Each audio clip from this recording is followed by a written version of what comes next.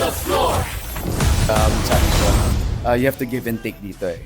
So sabi ko, nako. Kumbaga sa bida kontra bida, pinapapogi ng kontra bida yung bida. Dito, Yes, papapogiin ko si Sofia dito.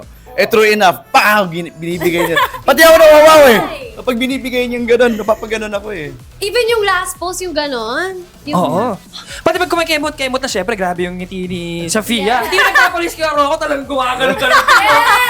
Kailangan. Oo. Yes. Oh, eto naman, Coach Louie, since nga icons yung ginagawa natin, may mga signature dance moves sila, paano mo naman nagawa ng bagong spin itong step si Pero J-Lo? actually, medyo mahirap-hirap siyang ayusin kasi we did cha-cha-cha, which is very, very much so Latina na J-Lo. But then again, from the tango itself, na galing din from the Latin American, so pwede siyang idugtong.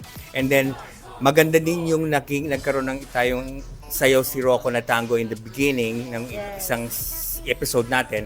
Kaya na-tie up natin doon. So, hindi ako nahirapan on that note. At ito, exceptional ang galing. Kaya, madali siya naka-adapt into it. At yung malaking factor sa kanya si J-Lo. Kaya, inspired din siya. And I was also so inspired in working on this two of them, with them. Kasi- Sobrang Latina. Yes. Ang ganda. Tama ka dun, friend. Ang ganda ng Sobrang kilig ng Latina. Diba? Sobrang Yes. Latina talaga. Sobrang Latina.